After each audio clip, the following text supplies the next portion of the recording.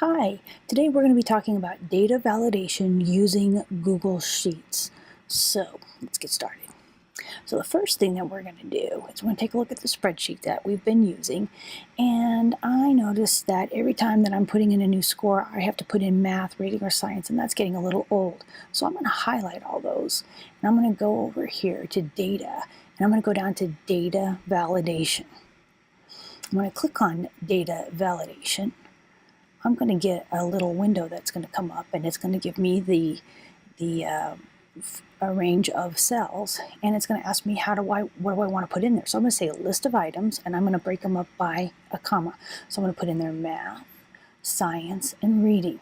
And I'm going to show them as a list. And I'm going to click save.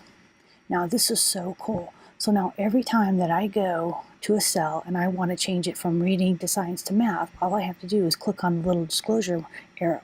And there we go. And those are the only three options that can be put into that cell. So now I'm going to change this one to science, I'm going to change this one to math, change this one to reading, etc. And that is how you use data validation. Thank you so much for watching.